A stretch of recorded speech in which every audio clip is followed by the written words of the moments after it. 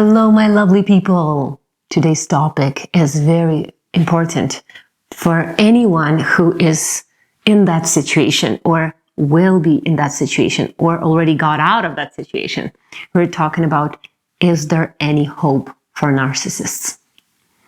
People who have been in narcissistic relationship, doesn't matter if it's personal relationship, intimate relationship, or it's friends, family, parents, or at work. It's possible as well, right? Usually they will say that, no, there is no hope. And I would say this. We cannot say that there is no hope for anyone, but you shouldn't be in that process. If narcissists decide they want the healing or they need the healing, then yes, but you shouldn't be there in that process. So if you are in the relationship with the narcissist, there are only two options. Run, and the other option is plan to run. No, doesn't matter. Don't try to change them. Don't try to fix them. Don't try to nourish that hope that something will get better. Something will only get better if they decide they want it. But in the meantime, they will destroy your confidence, destroy your self-esteem, destroy your self-love, or anything good and any hope for you. They will destroy that. And very often people need years and years to recover from narcissistic relationship. So let's talk a little bit about how they became like that. How narcissists became narcissists.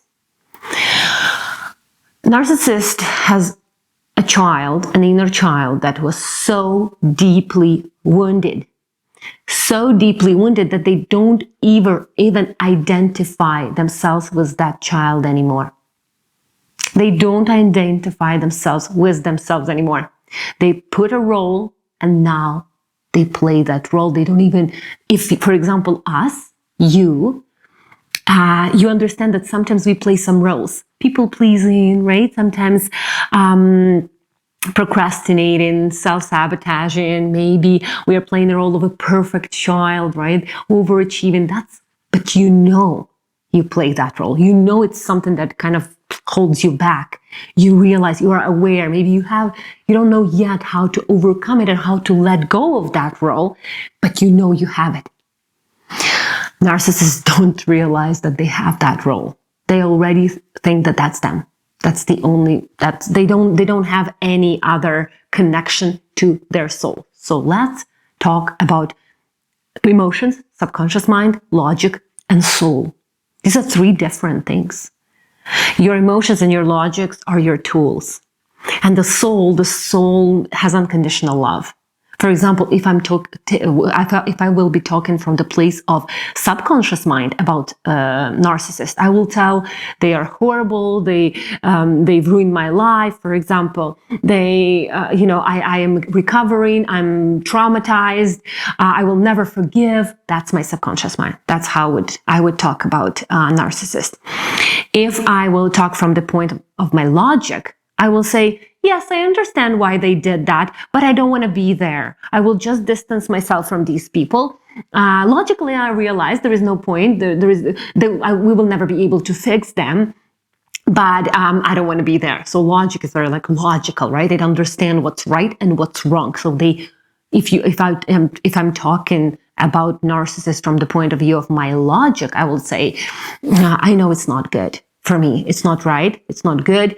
And what they do is completely not right. If we're talking about the soul, if I'm talking as a soul about narcissists, then I will say, I feel really sorry. I feel really sorry for them. There will be a big, deepest understanding that something made them make that decision to become these people, the people that they are. To have that attitude, to be able to idealize you first, to make you the center of the world, right? They have incredible charisma.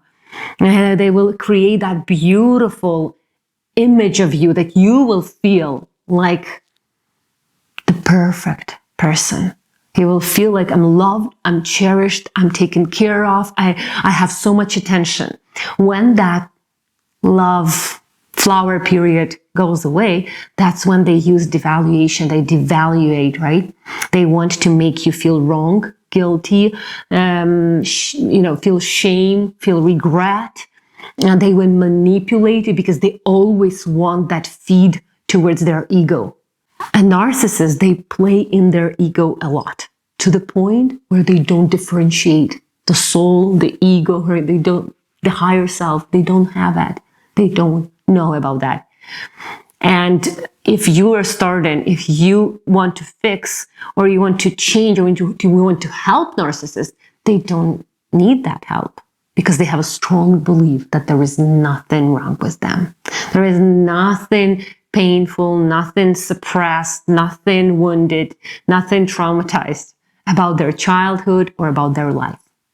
So they will not want to recover it, to uncover it, to heal that. When they devaluate, it can go both ways. The person who is with them, they will either endure that, will keep going, keep playing on that with that as well, suffering in the process, or they will start to wake up, to really want to walk away from those relationships, or to stand up for themselves, to try to prove themselves. Don't try to prove yourself in the narcissistic relationship. Don't. There is no point. Because they identify themselves. Narcissists identify themselves with the person who is always right. Always. So you're never right. You will always be wrong. No matter what you feel, what you know, it's still, they will make sure you feel like you're wrong. It's all about you. It's your fault. So when you start to wake up, you start to realize that, oh, maybe I'm living with the narcissist. Maybe I am in this toxic workplace where my boss is a narcissist, or my supervisor, or my parent is a narcissist. And then you start to stand up for yourself, start to really go on a healing journey, find out how to really break out of those relationships. They dispose. They dispose, making you feel really, really down. And in this case, at this stage, no, it's not about you. It's not about you. It's all about them. So protect your heart.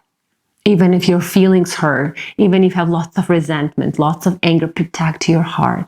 Trust me that your heart, your soul will always find the best for you. So you will definitely, sooner or later, will get out of those relationships. And if you're watching videos like these, you already know that you're already learning something new, right? There are a couple of signs, but usually there are 3 big signs of a narcissist, right? They idealize you, then they devaluate you, and then they dispose of you, or keep manipulating you if you are prone to being manipulated. So only 2 options: run or escape, or plan to escape. 2 options. That's it. If you stay, the pain is going to keep going. The pain, your emotional pain, don't think that it doesn't affect your health as well. It affects not only your emotional pain, but your physical health as well. So is there a hope for a narcissist? I think there is. Maybe not in this life, but there is, right? We will all there are karmic connections, right? Everything is like a chain. So there is a hope. I believe in everyone, but I don't want you to be there in that process. When they decide to heal, when narcissists decide to do something about themselves, to change, to maybe go on or try to seek help, you shouldn't be there. You should be helping them. You should learn to build your life with someone, around someone who are kind, who are open. And if they need help, they will try and find help from professionals, from people who could help them. So it might not be something that you want to hear, right? I do believe in everyone. Yeah, my soul, I do believe in every person. I just know that the life doesn't end in this lifetime, right? It just goes on and on. So there will be other future lives for them where they will, we always answer for everything we did, whether we knew it or not, right? Ignorance doesn't really get us out of the responsibility. So please, please, please, if this video is something that you like, maybe you want to hear more about narcissistic tendencies of people with narcissistic traits, please comment below. I would love to hear your thoughts. If you want to know something specific, how can you plan your escape? Please comment. I love you all. Be healthy emotionally and physically.